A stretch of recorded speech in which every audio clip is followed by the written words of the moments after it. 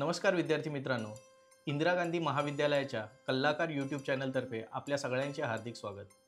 आज आपण मुंबई विद्यापीठाच्या फर्स्ट इयर BA BCom BScच्या ऑनलाईन प्रवेश प्रक्रियेबद्दल माहिती जाणून घेणार आहोत.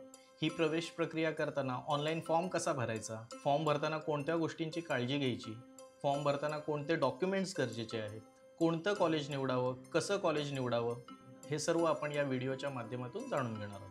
ही प्रवेश प्रक्रिया करताना आपल्याला कोणकोणत्या डॉक्युमेंट्सची आवश्यकता आहे त्याबद्दल आपण माहिती जाणून घेऊया. आपल्याला पहिल्यांदा 10वीची मार्कशीट, 12वीची मार्कशीट, त्यानंतर तुमचं living certificate, passport size photo आणि सिग्नेचर. त्यासोबत जर आपण कोणत्या कोटा थ्रू ॲडमिशन घेणार असाल, समजा स्पोर्ट्स कोटा असेल, NCC, NSS यापैकी कोणत्या कोटातून आपण जर ॲडमिशन घेणार असाल, त्या कोटा संबंधित व्हॅलिड सर्टिफिकेट तुमच्याकडे असणं गरजेचं आहे आणि त्याचीसुद्धा स्कॅन कॉपी करून ठेवणं गरजेचं आहे, कारण की ते शेवटी तुम्हाला अपलोड करावे लागतात. जर आपण कास्ट कॅटेगरीमधून जर ॲडमिशन घेणार असाल तर तुमचे कास्ट सर्टिफिकेट तुमच्याकडे असणं गरजेचं आहे, त्याचीसुद्धा स्कॅन कॉपी तुम्हाला लागणार आहे. या सर्व डॉक्युमेंट्सची स्कॅन कॉपी तुम्हाला 10 ते 500 KB साईजमध्ये असणं गरजेचं आहे. त्यापेक्षा जर जास्त असेल तर ते अपलोड होणार नाही. त्यानंतर तुम्हाला आधार कार्ड व त्याला लिंक असलेला मोबाईल नंबर सोबत असणं आवश्यक आहे, कारण की ज्या वेळेला तुम्ही ABCIDची प्रोसिजर करत असता त्यावेळेला लिंक असलेल्या मोबाईलवर तुम्हाला OTP जाणार आणि त्या सर्व गोष्टींसाठी तुम्हाला तो मोबाईल नंबर तुमच्यासोबत असणं आवश्यक आहे. ऑनलाईन फॉर्म कसा भरायचा? पहिल्यांदा वेब ब्राउझरवर आपल्याला mugadmission.samarth.edu.in या साईटवर जाऊन पहिल्यांदा न्यू रजिस्ट्रेशन करायचं आहे. न्यू रजिस्ट्रेशनमध्ये आपल्याला ॲप्लिकंट्स फुल name as per Aadhaar card, याच्यामध्ये आधार कार्डवर ज्या पद्धतीने ॲप्लिकंटचं नाव आहे त्या पद्धतीने आपल्याला टाकायचं आहे. सुरुवातीला जर फर्स्ट नेम असेल, नंतर फादर नेम आणि नंतर जर मदर नेम असेल तर त्या पद्धतीनेच आपल्याला आधार कार्डवरचे डिटेल्स एंटर करायचे आहेत. Then applicants date of birth, हे सुद्धा आपल्याला आधार कार्डमध्ये ज्या पद्धतीने डेट ऑफ बर्थ आहे त्या पद्धतीने आपल्याला एंटर करायचे आहे.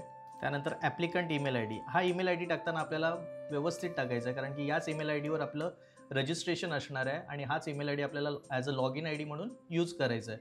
आणि युनिव्हर्सिटी पुढचे सर्व कम्युनिकेशन आपल्याला याच ईमेल IDद्वारे करत असल्यामुळे यामध्ये ईमेल ID आपल्याला व्यवस्थित एंटर करायचं आहे.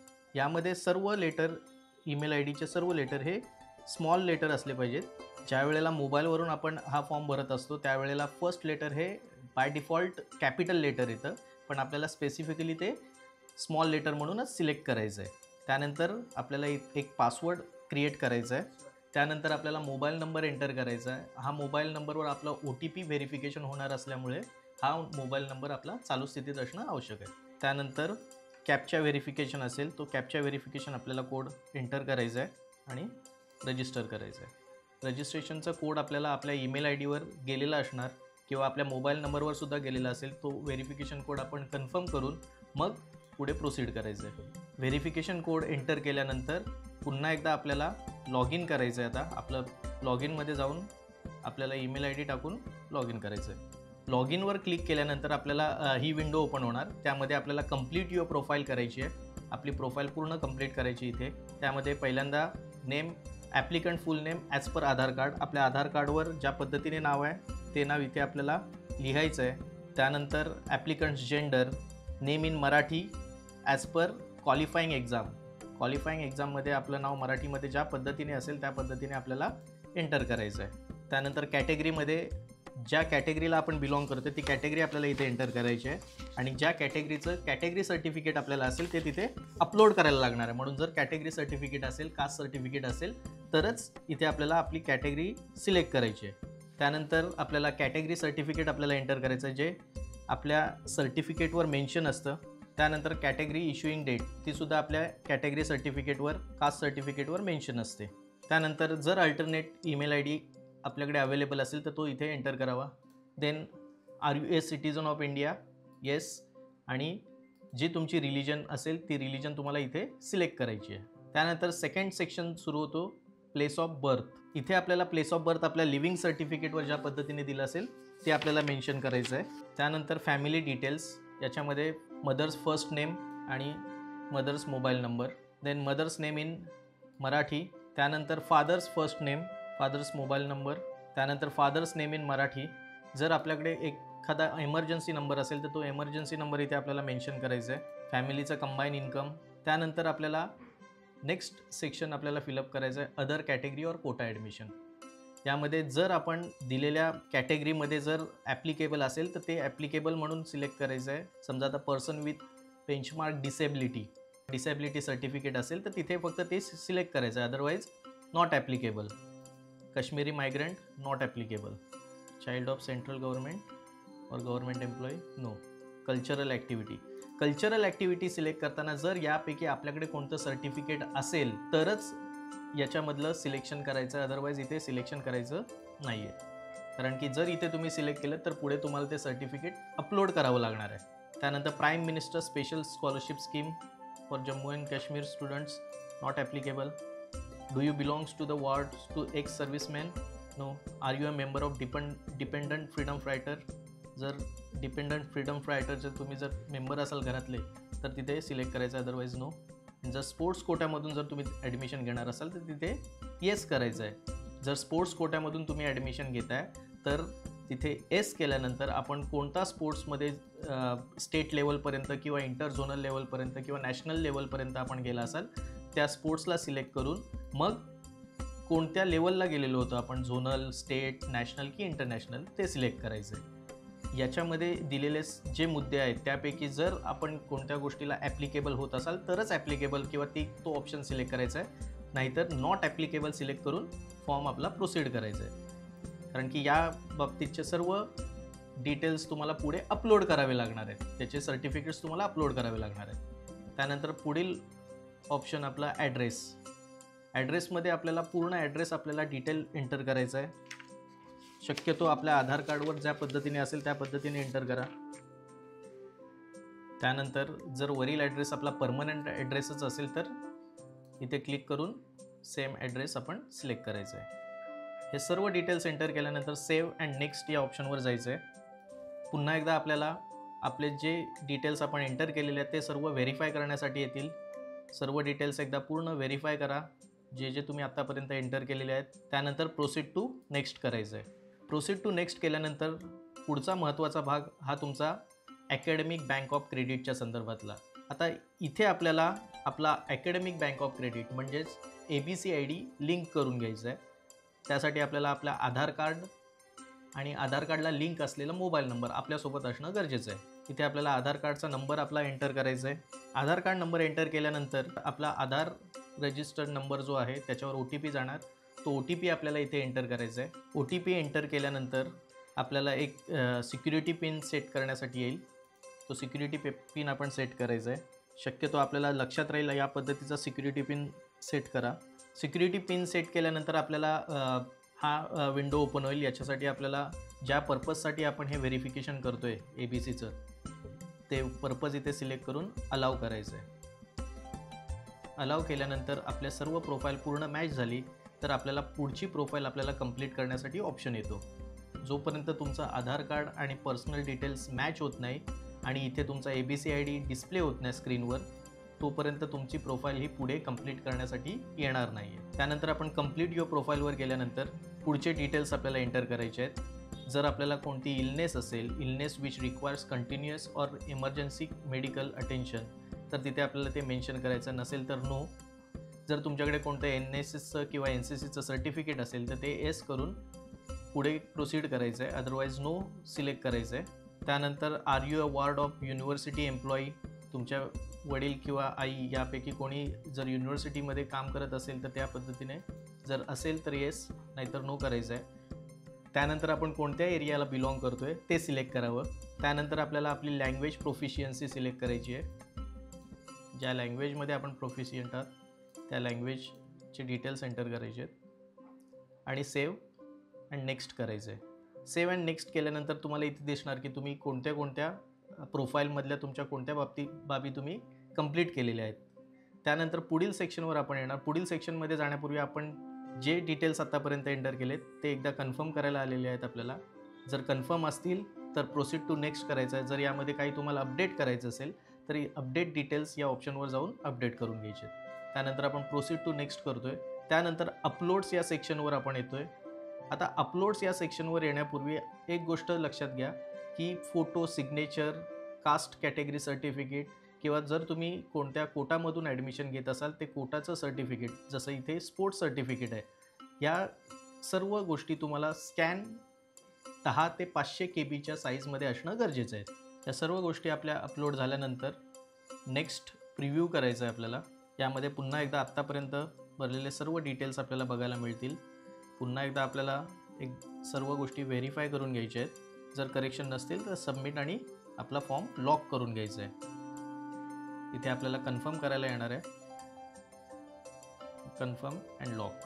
हे सगळे डिटेल्स आपले फिल झाले की आपल्याला ज्या प्रोग्रामसाठी ॲडमिशन घ्यायचं आहे तो प्रोग्राम इथे आपल्याला सिलेक्ट करायचा आहे. बॅचलरला घ्यायचं असेल तर bachelor, undergraduate program, certificate programs किंवा इंटिग्रेटेड प्रोग्राम्स. प्रोग्राम सिलेक्ट केल्यानंतर कोणत्या प्रोग्रामला आपण ॲडमिशन घेतो आहे ते इथे स्पेसिफाय करायचं आहे. Arts, commerce, science, accounting, finance, ज्या प्रोग्रामला आपल्याला ॲडमिशन घ्यायचं आहे तो प्रोग्राम आपल्याला इथे सिलेक्ट करायचा आहे. महाविद्यालय सिलेक्ट करताना आपल्याला मिळालेले पर्सेंटेज आणि ज्या महाविद्यालयामध्ये आपल्याला ॲडमिशन घ्यायचं आहे त्या महाविद्यालयाचं गेल्या वर्षाचा असलेला कट ऑफ लिस्ट, ह्या दोन्ही गोष्टी आपण समजून घेणं गरजेचं आहे. जर आपल्याला मिळालेले पर्सेंटेज हे त्या महाविद्यालयाच्या कट ऑफ लिस्टप्रमाणे जर नसतील तर आपली निराशा होऊ शकते. त्यामुळे महाविद्यालय सिलेक्ट करताना आपल्याला मिळालेले पर्सेंटेज आणि त्या महाविद्यालयाची असलेली कट ऑफ लिस्ट या दोन्ही गोष्टी विचारात घेऊनच महाविद्यालय निवडावे. कॉलेज सिलेक्ट करताना तुम्ही कॉलेजचं नाव किंवा कॉलेज कोड टाकून कॉलेज सर्च करू शकता. उदाहरणार्थ आपल्या ज्ञानप्रसारक शिक्षण संस्थेचं Indira Gandhi college of arts and commerce, college code 622, Sandesh college of arts, commerce and science, Tagorenagar, Vikhroli east, college code 556. जर तुम्हाला रात्र महाविद्यालयात ॲडमिशन घ्यायचं असेल तर आपल्याच संस्थेचे Rajiv Gandhi night college of arts and commerce, college code 732. तसेच जर रायगड जिल्ह्यातील उरण पनवेल भागातील विद्यार्थ्यांसाठी आपल्या संस्थेचे आवरे उरण येथील शिक्षक मित्र Balasaheb Mhatre college of arts, science and commerce, college code 1292. अशा पद्धतीने तुम्ही कॉलेज सिलेक्ट करू शकता. कॉलेज कोडने सर्च केल्यानंतर इथे कॉलेजचं नाव येणार आणि पुढे या नॉट इंटरेस्टेडवर क्लिक करून आपल्याला त्या कॉलेजचा प्रेफरन्स सिलेक्ट करायचा आहे.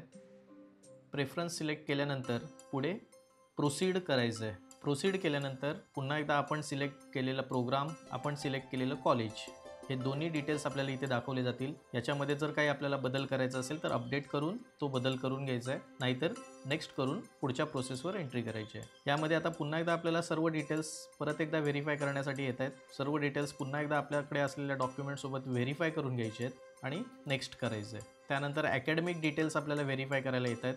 अकॅडमिक डिटेल्स आपल्याला इथे एंटर करायचे आहेत. पहिल्यांदा आपल्याला 10वीचे डिटेल्स एंटर करायचे आहेत. 10वीचं पासिंग इयर आपल्याला एंटर करायचं आहे. 10वीला आपण कोणत्या स्कूलमध्ये होतो त्या स्कूलचं नाव इथे एंटर करायचं आहे. त्यानंतर 10वीला आपल्याला कोणत्या बोर्डाने आपण एज्युकेशन घेतलेलं आहे, महाराष्ट्र स्टेट बोर्ड आपल्याला इथे सिलेक्ट करायचं आहे. State board for secondary and higher secondary. त्यानंतर आपला सीट नंबर, 10वीच्या परीक्षेचा जो सीट नंबर असेल तो इथे एंटर करायचा आहे आणि 10वीला मिळालेला आपल्याला क्लास, आपल्या पर्सेंटेजवर इथे आपल्याला आपले पर्सेंटेज एंटर करायचे आहेत आणि ते झाल्यानंतर आपल्याला 10वीला कोणते कोणते सब्जेक्ट होते ते सब्जेक्ट सर्व इथे एंट्री करायचे आहेत. त्यानंतर आपल्याला 12वीच्या परीक्षेचे डिटेल्स आपल्याला इथे एंटर करायचे आहेत. सुरुवातीला आपल्याला इथे पास, त्यानंतर बाय डिफॉल्ट इथे 2024 असं इयर येणार आहे. जर करंट इयरला आपण 12वी पासआउट झाला असाल तर इथे 2025 आपल्याला सिलेक्ट करायचं आहे. जर तुमचं पासआउट इयर अगोदरचं असेल तर जे पासआउट इयर असेल 12वीच्या मार्कशीटप्रमाणे ते तुम्हाला तिथे फिल करायचं आहे. त्यानंतर 12वीला तुम्ही कोणत्या ज्युनियर कॉलेजमध्ये होतात त्या ज्युनियर कॉलेजचं नाव इथे आपल्याला एंटर करायचं आहे. पुन्हा सेम महाराष्ट्र स्टेट बोर्ड, जर आपण महाराष्ट्र स्टेट बोर्डमधून 12वी पास झालेला असाल तर. त्यानंतर पुन्हा एकदा 12वीचा सीट नंबर आता आपल्याला इथे एंटर करायचं आहे. 12वीला आपण कोणत्या स्ट्रीमने पास झालेला आहेत, आर्ट्स, कॉमर्स, सायन्स, MCVC, आणि 12वीला कोणता क्लास आपल्याला मिळालेला, फर्स्ट क्लास, सेकंड क्लास किंवा थर्ड क्लास, आणि जे पर्सेंटेज आपल्याला 12वीला मिळाले ते पर्सेंटेज इथे एंटर करायचे आहेत. त्यानंतर जर 12वी आपण मॅथमॅटिक्स सब्जेक्ट घेऊन जर पास झालेला असाल तर इथे S सिलेक्ट करायचं आहे, नाहीतर नो सिलेक्ट करायचं आणि पुन्हा एकदा आपल्याला येतं इथे 12वीचे सब्जेक्ट्स एंटर करायचे. हे सर्व डिटेल्स एंटर केल्यानंतर आपल्याला सेव्ह अँड नेक्स्ट करायचं आहे. पुढे आपण हे सर्व डिटेल्स एंटर केलेले पुन्हा एकदा आपल्याला व्हेरिफिकेशन करण्यासाठी येणार. एकदा सर्व डिटेल्स व्यवस्थित व्हेरीफाय करायचं आहे आणि नेक्स्टवर क्लिक करायचं आहे. सर्व डिटेल्स जर बरोबर असतील तर पुढील अपलोड या सेक्शनवर येणार. आता अपलोड अगोदर आपण 4 डॉक्युमेंट्स किंवा 4 गोष्टी अपलोड केलेल्या होत्या. Photo, signature, OBC category certificate आणि स्पोर्ट्स कोटाचं. त्यासोबत आता आपल्याला 10वी आणि 12वीच्या मार्कशीटसुद्धा आता आपल्याला अपलोड करायचे. प्रिव्ह्यू केल्यानंतर आपल्याला जो आपला फॉर्म आहे तो दिसणार आहे. पुन्हा एकदा फॉर्मचे सर्व डिटेल्स व्हेरीफाय करा. 10वी आणि 12वीचे डिटेल्स व्हेरीफाय करा. अपलोड केलेले सर्व डॉक्युमेंट्स व्हेरीफाय करा आणि फायनल फॉर्म आपल्याला सबमिट करायचं आहे. फॉर्म सबमिट केल्यानंतर आपल्याला सर्व डिटेल्स एकदा व्हेरिफिकेशन करण्यासाठी येणार. इथे जे दिलेले चेकबॉक्स आहेत ते चेकबॉक्स एक एक करून क्लिक करायचे आहेत जर ते डिटेल्स सर्व बरोबर असतील तर. आणि final submit application. Submit application केल्यानंतर तुम्हाला तुमचं ॲप्लिकेशन इथे दिसणार. त्याची प्रिंट आपल्याला घ्यायची आहे. अशा पद्धतीने आपल्याला फर्स्ट इयर BA, BCom किंवा BScसाठी जर ॲडमिशन घ्यायचं असेल तर या पद्धतीने आपल्याला फॉर्म भरायचा आहे. फॉर्म भरताना सर्व डॉक्युमेंट्स सोबत कॅरी करा जेणेकरून फॉर्म भरताना आपल्याला काही प्रॉब्लेम्स यायला नको. माहिती भरताना आपले आधार कार्ड आणि आपल्या डॉक्युमेंट्स 12वीच्या डॉक्युमेंट्सवरील माहिती व्यवस्थित भरा जेणेकरून आपला ABC ID तयार होताना काही प्रॉब्लेम्स आपल्याला येणार नाही. जर आपला ABC ID तयार झाला नाही किंवा ABC ID आपला लिंक झाला नाही तर तुम्हाला पुढची प्रोफाईल आपल्याला भरता येणार नाही. म्हणून त्या डिटेल्स आपल्या व्यवस्थित भरा.